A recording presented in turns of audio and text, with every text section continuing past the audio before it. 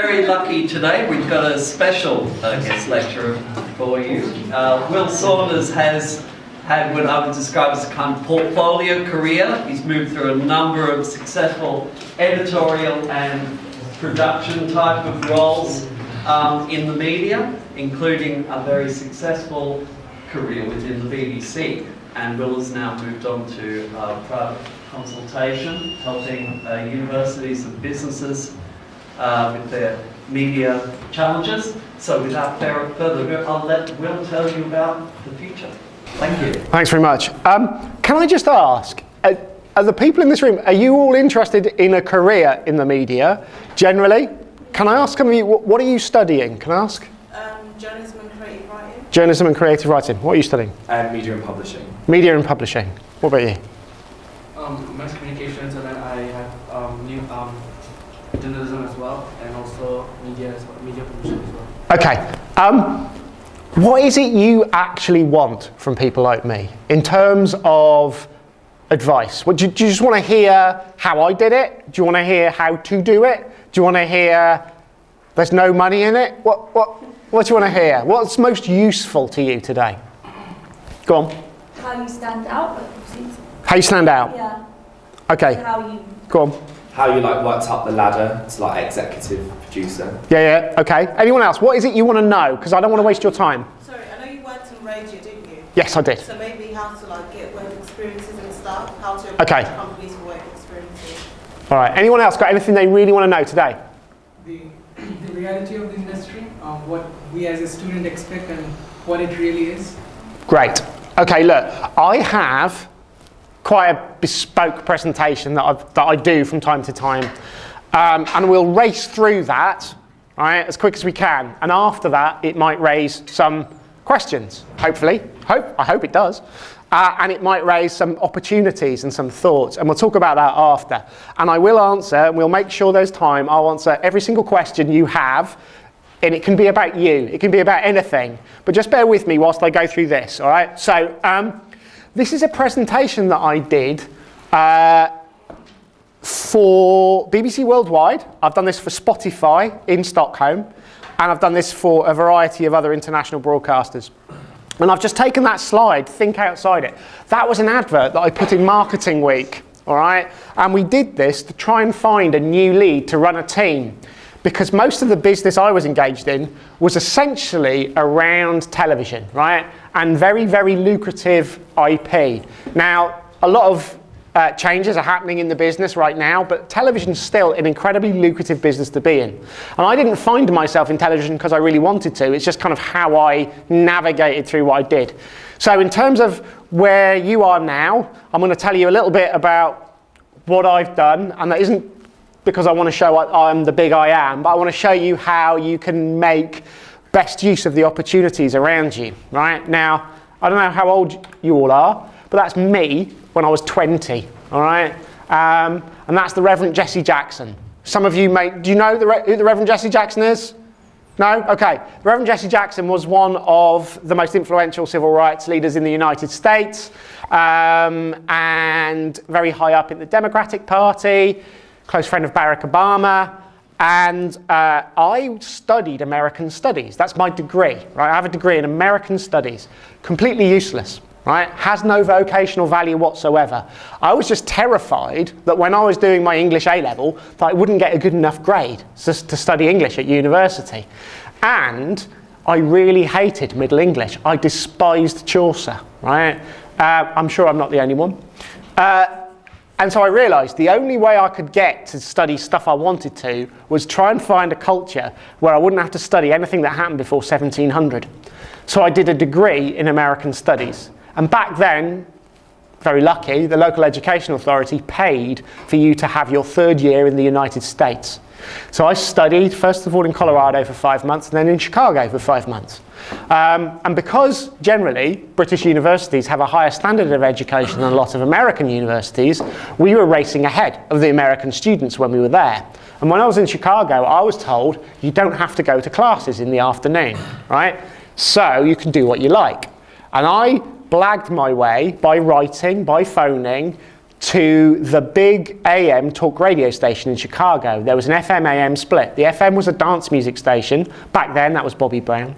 And the AM was a talk station, right?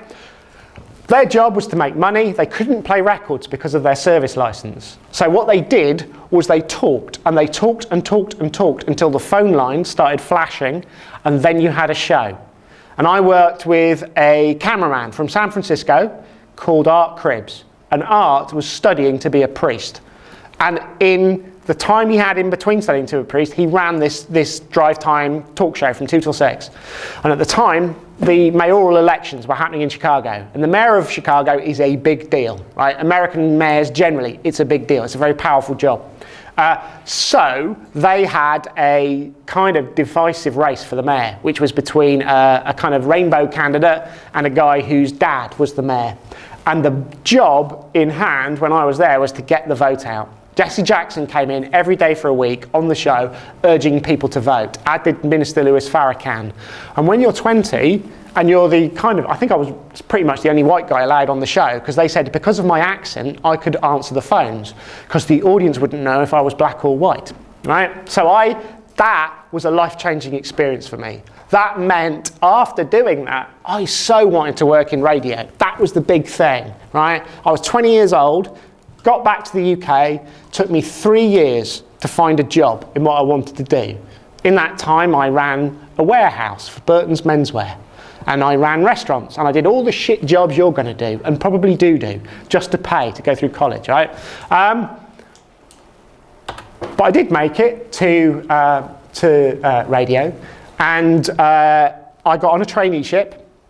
And the reason I got the traineeship, I was told, was because I told them in the interview that I'd actually lifted a suit from the Burton's Menswear warehouse that day to the interview, and I was going to put it back in the warehouse that night and sell it again. And they thought, oh, he's all right, he's a bit of character. And I was non-Oxbridge. I think I was one of their non-Oxbridge candidates that year. And my big dream was to work for Radio 1. And I grew up in the middle of the country. I grew up where there was one bus a week to the local town on a Friday at 11 o'clock. It took 90 minutes to get into town. You had an hour in town, then you had a 90-minute bus ride home. So I spent most of my teenage years listening to radio and watching television, trying to understand how they made it. And my big dream was to work for Radio 1. And in 1995, I made it to Radio 1, and within 8 weeks, I produced the Christmas #2 hit single in 1995, which was called Wonderwall by the Mike Flowers Pops. Has anyone heard it? Please look it up on YouTube. It's a thing of art. It was kept off the #1 that year by Michael Jackson's Earth Song, right? He might be dead, but to this day, I bear a hell of a grudge, all right? I hate that song. I'll turn that song off if I hear it. It was all to do with the speed with which record companies could export singles into the market. Our single was signed, turned around and released in about 3-4 weeks. And Michael Jackson's record label were determined that they wouldn't get beaten off the #1 spot. So in the last 2 weeks, in the run up to Christmas, they discounted the single, which meant we couldn't, no matter how much we shipped it, we couldn't get it into the #1 spot. Music industry's bent, just so you know. Then I left. I hated it. After a year, my dream job turned out to be a nightmare. I just didn't enjoy it. It just wasn't what I wanted it to be. So I left. I went around the world with my wife, girlfriend then. Came back, realised, do you know what? Actually, maybe it was just where I was. That maybe it's radio there that was wrong. Maybe it wasn't radio per se. So I went back. I picked up the afternoon shows on Radio 1 with 2 DJs called Mark and Lard, and they'd done the breakfast show. They were kicked off the breakfast show. They were brilliant, trust me. They were absolutely world class. They just couldn't rate at breakfast, so they were moved to the afternoons. And I picked them up at the afternoon show, and we won Sony Radio Gold Awards, we won NME Awards, we put on 1.26 million listeners, but my proudest claim to fame about working with Mark and Lard was that we were all big Man City fans. Now back then, Man City were really shit, all right? And we were in the old 3rd division, and that meant we were playing teams like Halifax Town and Doncaster Rovers in the FA Cup. But the club approached us and said, look, you're good for profile, and we're currently discounting our footballers. Did you know you can sponsor footballers? So if you're a company, you can sponsor a footballer for a season and your name goes in the programme alongside the footballer. And my biggest claim to fame, and the thing I'm proudest of, is that we sponsored Manchester City's left-back, Danny Tiatto, for a whole season.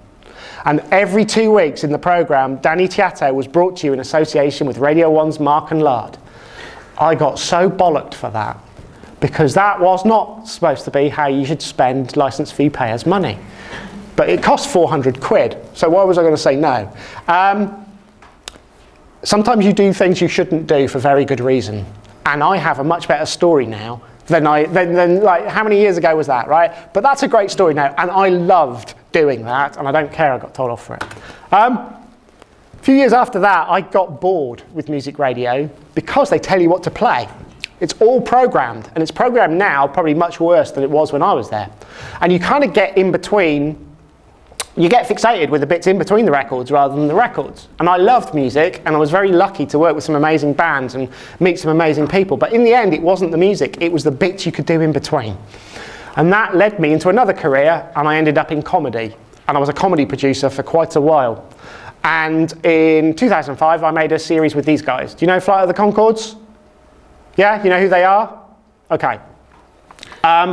It took us 2 years to get a show off the ground with these guys. They are, in my opinion, the best at what they do. They're based in New Zealand. They came over to the UK to do festivals. We got them a spot on a show. Then I got them to let me record a gig, and we did a mini pilot. We were convinced there is no way anyone with a brain would turn these guys down for a show. But they did. And it took us a whole year to get that project back off the ground. I had to fly the controller of Radio 2 up to Edinburgh. She had to go for a meeting to sack a DJ or something.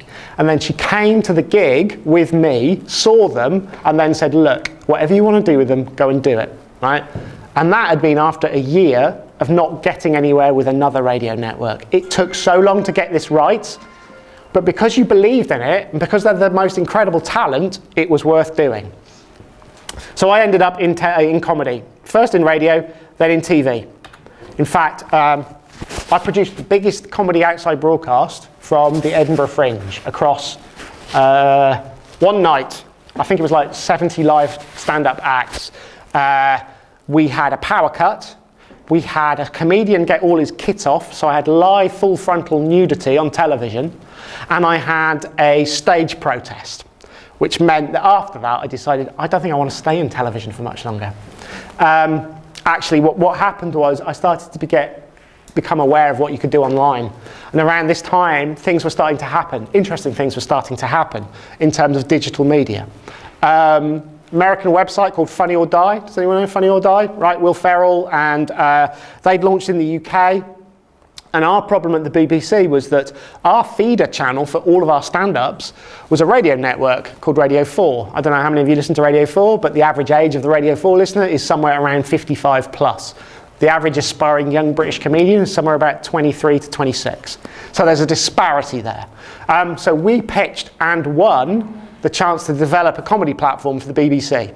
The job was to develop new forms of IP, to create new TV shows from the ground up, right? And we had some success, but this is where the majesty of working online really hit for me. And I'm going to play you a clip of something that we developed, right? So this was one of the comedy things we did. See if you like it. You like that? Yeah. Right.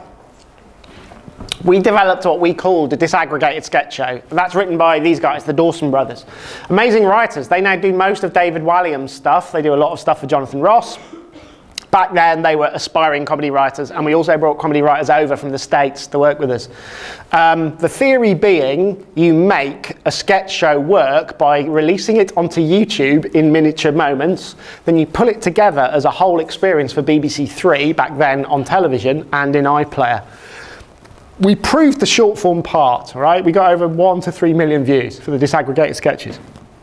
But we couldn't get the TV show commissioned because people who commission TV shows only understand television. Well, they certainly did then, and to a certain extent, that's all they understand now.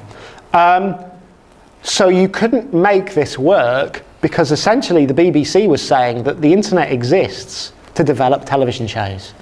And that is why, in the end, we sort of fell out of love. So, I left the BBC last year, and I ran away to the circus, or as we would call it, the DCMS, the Department of Culture, Media and Sport. So I've been working as a civil servant. Well, not really, but I went to work with the government on a review of the digital capability of the UK's cultural sector. That's almost £1 billion worth of annual investment into theatres, galleries, museums, and so on. And that's the culture minister, John Glenn. They're like buses. We had 3 of the buggers in a year, all right? 3 different culture ministers in a year. And he's at Digital Catapult, which is just down the road from Euston Station, right? Government funded, innovation lab, and currently has an exciting immersive studio. So we were trying to persuade the culture minister to experience and put money behind new forms of immersive technologies and the sorts of content you could create with them. And that's now happened. And the work that I did will report in March. My most recent gig, I've just got back from Nigeria, where I've been working with African broadcasters on the shift to storytelling on mobile. So the idea that here's a fact for you, right? In the UK, the average age of the population is 40. Right? In Nigeria, the average age of the population is 18 years old. Africa is the fastest, youngest growing demographic in the world. Right? They've completely skipped the internet on any other device other than a mobile phone. Nigeria has 26 million people in Lagos, 182 million people in the country, and they are all moving to consumption of content over mobile devices, which when you are running radio networks or television networks is something you better be aware of and understand how you're going to adapt to that change. The only thing stopping that country from moving forward with content consumption at scale is the cost of data. Because everything that you use on your mobile costs quite a lot of money in terms of data charges. And they're not rich, but they are getting invested into very, very quickly, largely by the Chinese. So that's my story, all right? I work digitally because I think this is the most exciting place now to tell stories. And that's the only reason I work digitally, really, is I'm a storyteller. I come to this kind of content experience because of what you can do with it, how you can affect people, the most amazing ways in which you can tell stories. And if you are going to get into journalism or publishing or most forms of content, you cannot escape now the huge shift in audience behaviours and how you need to adapt in what you do in order to get a job, and how the business you're working with will have to adapt in order to stay in business. People struggle sometimes to define what it means to work digitally. That's the best definition I've come across, and that's from a man called Tom Loosemore. And Tom helped design the government's digital service. He now runs a lot of digital development for the co-op. And I do what I do, as I say, because digital technologies, to me, are the most exciting way to tell stories now. So, let's talk about where we are in the media landscape. That is a screenshot of my TV set. Right, so my TV set is now just a series of apps that you navigate through. I don't know, I'm guessing your TV home screen looks a bit like that. Media theory, hopefully you guys are all up to speed on this. So, how did media used to work? Right, media used to work, and how you used to make money was the creatives had production companies that they'd sell content through to networks who had channels that became distributors that you watched the devices on the content that they'd produced, and your role as audiences was just to consume this shit, right? That worked brilliantly. That worked fantastically well for so many years until the internet came along. Now, it's been unbound. This is from a presentation by a company called Redef, who do insight and analytics into content consumption for largely television channels and television companies. We now have an environment where you skip from this to this. Every single one of you is has the potential to be a creator. Every single one of you has the potential now to reach audiences at scale just via your mobile phones, right? That has changed quite a lot. Monetization models are still certainly, to a certain extent, sticking where they are. But this fundamental shift means that relationships with broadcasters and everything else has to change. And it is. Essentially, what we're doing now is we're all fighting for the currency of attention.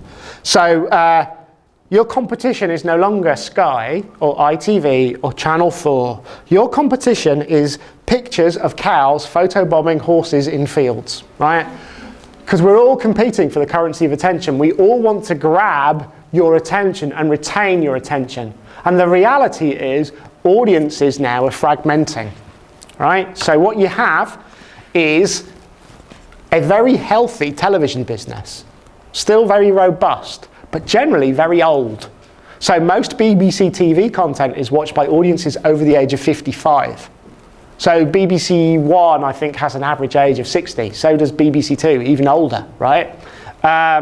Those demographics are shoring up what's happening behind, which is massive change in the way younger audiences now consume their content. And it isn't just this form of content, right? The choices are huge.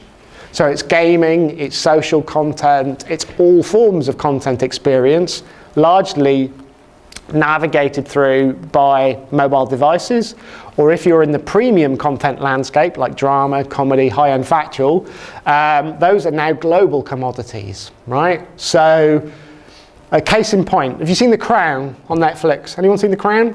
Right, The Crown was a production by a company called Left Bank. Left Bank had that idea and had it ready to pitch to ITV. Netflix came in, took the deal off the table, offered them hundreds of millions of pounds in order to exclusively grab all the rights to that proposition on a global basis. And the traditional model would be you sell your show to ITV in the UK, then you license it to NBC in the States and to another channel in South Africa. That model's starting to disappear because of huge global commodities like Netflix and Amazon, and will soon be Apple as well. So the world's shifting.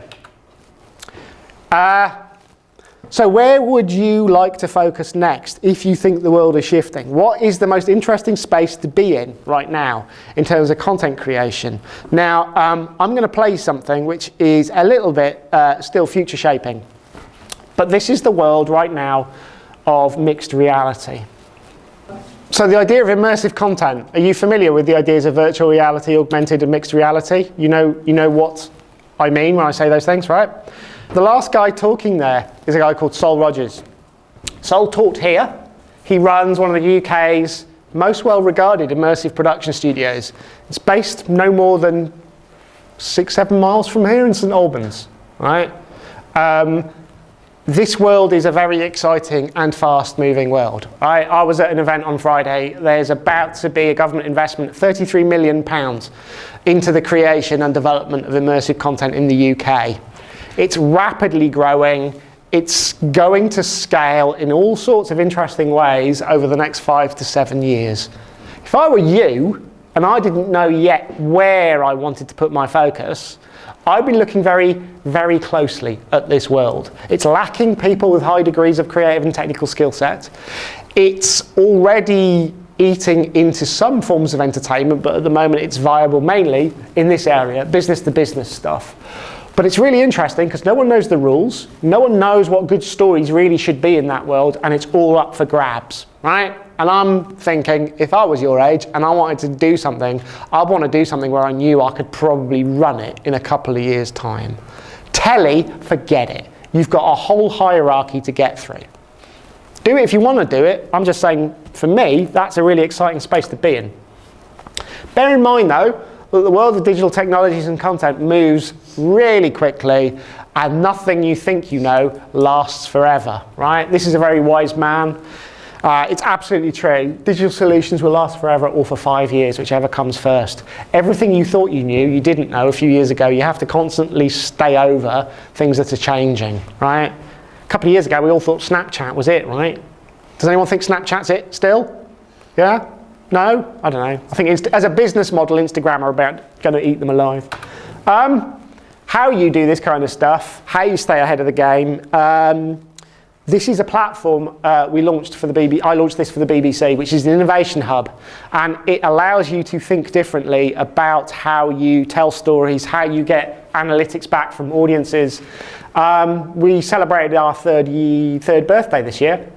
It's an interesting platform. Go and have a look at it. It tells you quite interesting stuff about what's happening in content right now. So, for example, one of the most interesting things right now, I'd say, is the reinvention of audio. Audio, all of a sudden, is sexy again. And the reason audio's sexy again is partly for probably two reasons.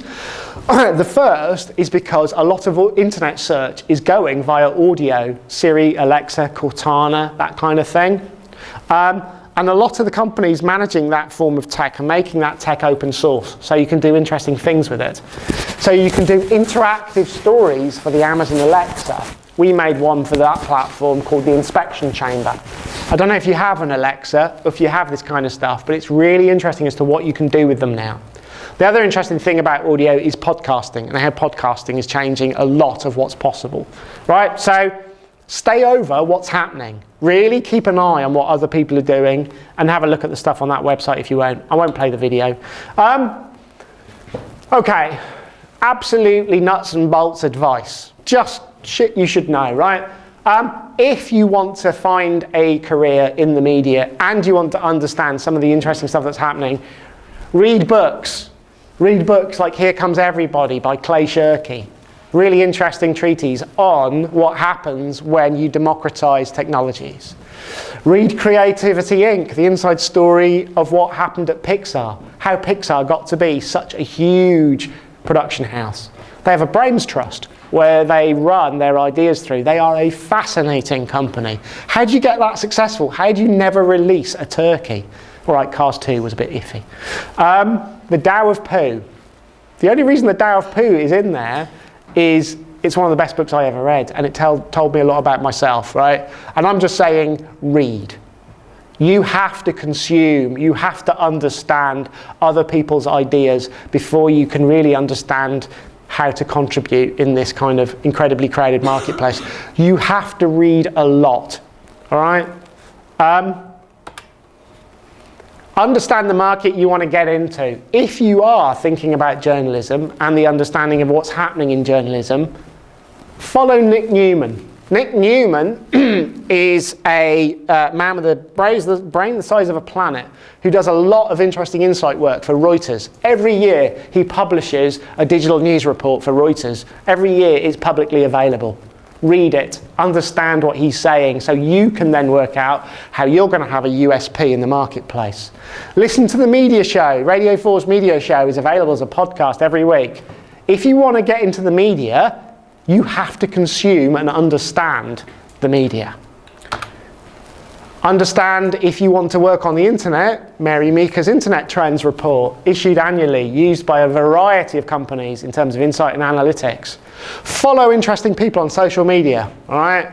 By which I mean people like Benedict Evans. Benedict Evans is an analyst for Andreessen Horowitz, which are one of the biggest VC companies in the world. They put shitloads of cash into platforms like Uber, all kinds of interesting things. Every week, Benedict releases a newsletter about what's happening on the internet, what he's seeing, what he's investing into.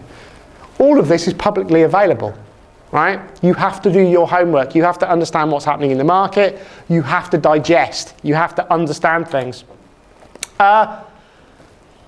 In terms of reading, one of the things I would definitely try and get to is why is it we work in the media, right? The media isn't somewhere you necessarily go to make a lot of money. You can make good money if you have your own company, but generally journalism isn't either an area you go into to make money. So understand why it is you want to do this for a living. Really think about, what kind of person am I? Why do I get up in the morning and go to work? What is it I want to do? I get a kick out of this idea of telling stories and influencing people. And there's a really interesting piece of essay writing that compared Aldous Huxley's Brave New World with George Orwell's 1984. And it's about the way in which people are either getting media that's so banal it stops them from questioning the world, or it's about George Orwell's theory that people have books taken away from them. If you haven't read Brave New World and you haven't read 1984, do so. And the only other thing I'd say is, before I came here, I asked some friends of mine on LinkedIn what advice would they give people who wanted to pursue a career in the media. And if we like, we can go through some of that advice. And these are from people like the guys who run Interactive for BBC Children's, or people who run development for independent production companies. I can tell you it, but it essentially boils down to a few things. One, don't say you want to be in the media, you are the media, all right? You guys can all run channels yourselves. You can all create social platforms. You can all probably create your own podcasts. Don't tell anybody you want to be in the media. Start making, start doing, start creating. And a guy I know who's a very influential creative technologist said something I think I don't quite agree with. But he said, qualifications are worthless.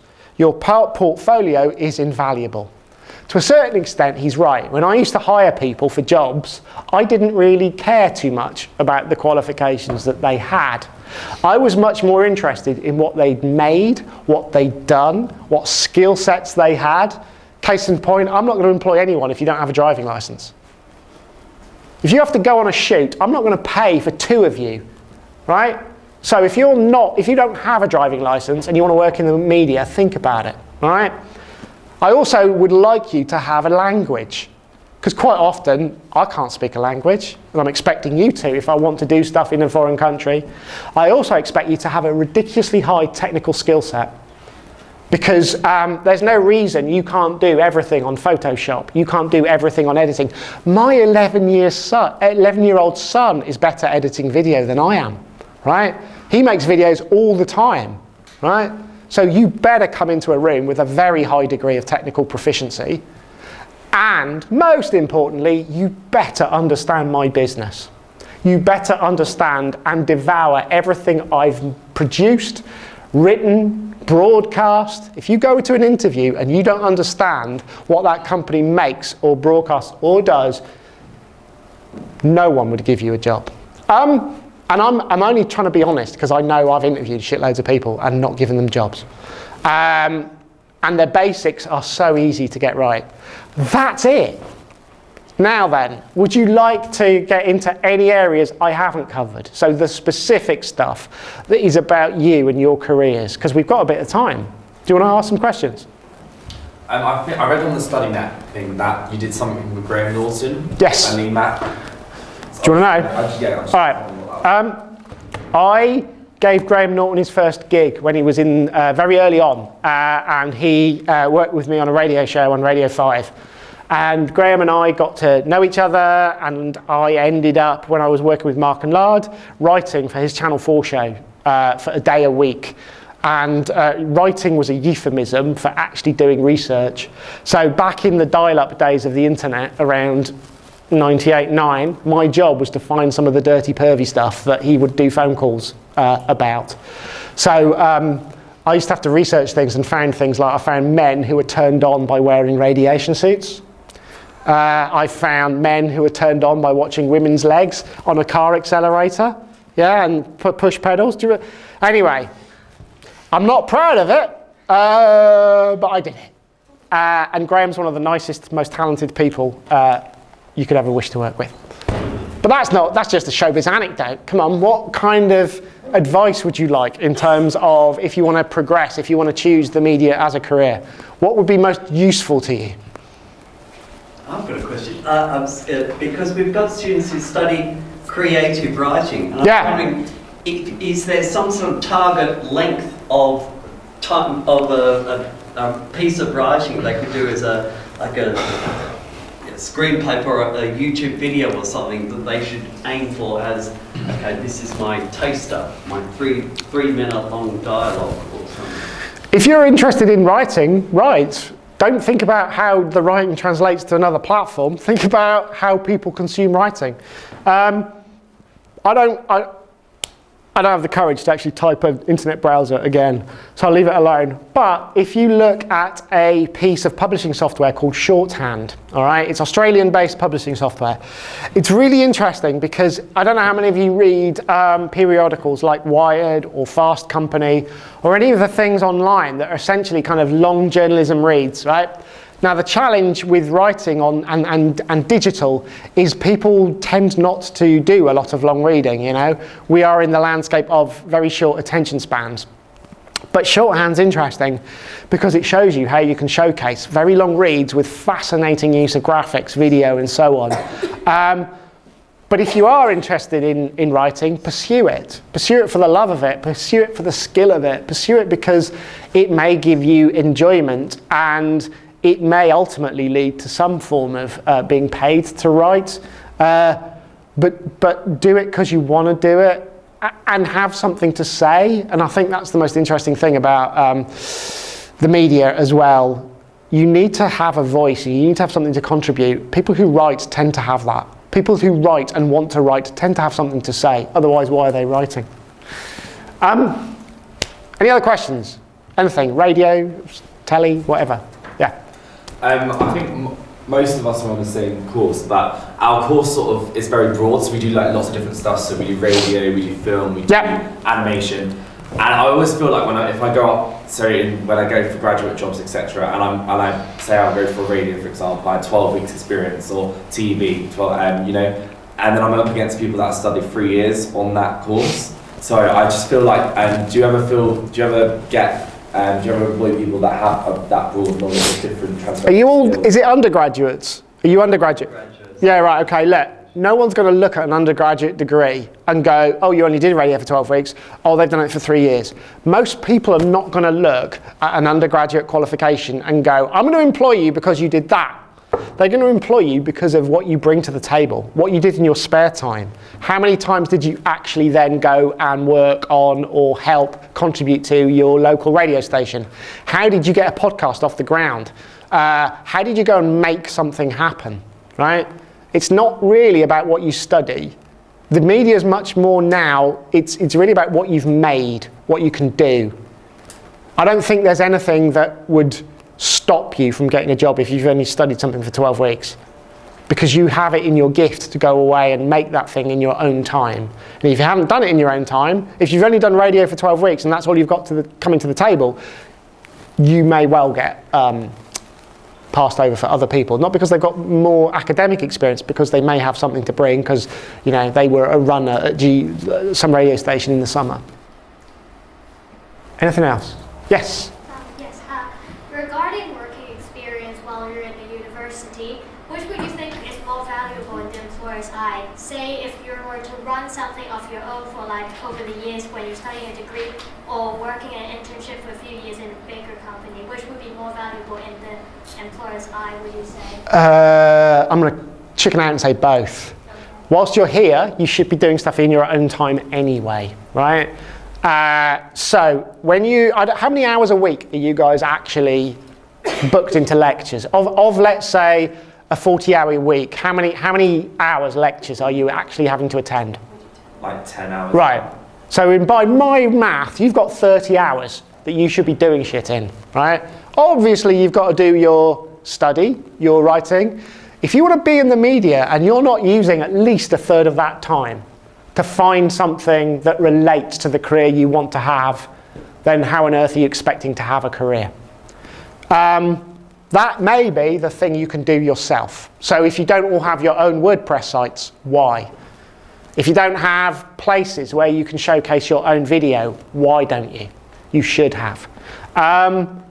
And with regard to the internship stuff, the value will lie in your ability to make yourself available for a protracted period of time. So that might mean targeting people specifically because they may want you over a certain period. So target people over the summer, or target people specifically shows that may have something happening at the weekend. Saturdays and Sundays, I've never worked around here for 3 Counties Radio or any of the commercial guys. My hunch is they have quite a lot of gaps at the weekend. So you target people subject to your availability and the fact that you can offer somebody a certain service for quite a long period of time, because people hate getting interns in if they have to then train another one in a couple of weeks' time. Yeah? All right. Any more? I'm very happy to stay till you guys want me to. So, any questions at all about? Yep.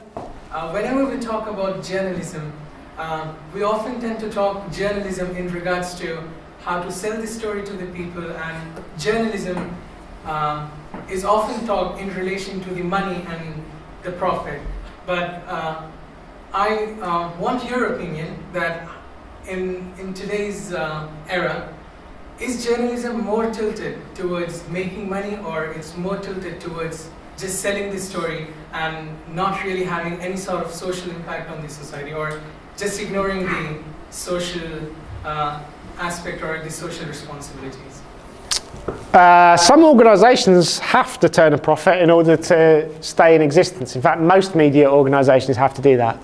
In the UK, we're very lucky because the BBC is a state-funded public service broadcaster. It doesn't have to turn a profit. You just have to pay your television licence or your iPlayer licence, whatever it is now, and you get the BBC for free or for a relatively low rate. And I think it's very interesting to see quite recently why Facebook has pivoted in terms of its change, because people don't trust a lot of news that they read online. That's the truth of it. They tend to have quite a high degree of skepticism, and you need trusted and valuable news sources for a healthy democracy. So you need the BBC, you need the New York Times, you need CNN, you need these kind of behemoths in order to have credibility and kind of like validation in a universe where you don't know if what you believe is true, because, you know, platforms are being gamed. I think the challenge lies in the fact that the monetization models for a lot of these old media organizations are tough. When you think about how Facebook works, or you think about how Google works, you have to have trusted news sources, whether or not you have them because they're free or you have them because there's the New York Times is one of the most advanced, really trusted news sources, and it's for profit. The BBC the same, and it's not. You have to have people you know you can trust, right? Sorry, did you want to? Yeah, I was going to say, I want to become a news presenter. A news presenter? Yeah, I do watch the news a lot. Yeah. And I don't often see people like me on there, and it kind of does knock down our confidence. Do you think society is more open? I think certainly the BBC's had a bit of an issue with diversity, and it's trying to tackle that right now.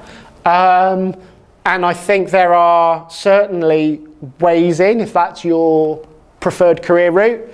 The BBC has diversity champions, and I don't know if you know of an organisation called Creative Skill Set, and its job is to get people into interesting jobs, and it has a diverse element to it. It prioritizes areas of like portrayal.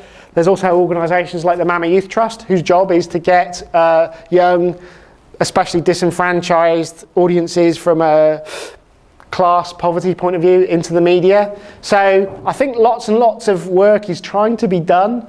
But you're right, I think there's probably an issue with people not being able to see themselves in the media. And I would argue, look, don't tell me you want to be a news presenter, be a news presenter. Start your YouTube channel, get working on something that gives you the skill set that you can learn, so that by the time you're ready to have a conversation with a news provider, you can show them what you can do. So do things that will help you get where you want to get to. Well, I think we'd all like to thank Will for a fantastic presentation. I strongly advise you all to compare notes afterwards, because by my reckoning there was at least one fantastic piece of advice for every 2 minutes that Will was talking today. So it's impossible that you've all written them all down or that you're going to remember them. So by all means I think you should discuss this later, and I'll certainly be reminding you about some of the hints there. It's worth keeping in mind when we're talking about people getting involved in the media right from the undergraduate level. Just 2 years ago I had a pair of students in my first year And I think within 3 weeks of induction week, I learnt that actually one of them was struggling a bit. They had their own sports YouTube channel and were interviewing famous boxers and things, and it was going very successfully as their mini industry alongside their undergraduate studies. So there are lots of things happening there, and probably, I'm sure you would find amongst yourselves that there are lots of different avenues that you're pursuing. So I'll let you go now because I'm sure we'll start. Fantastic.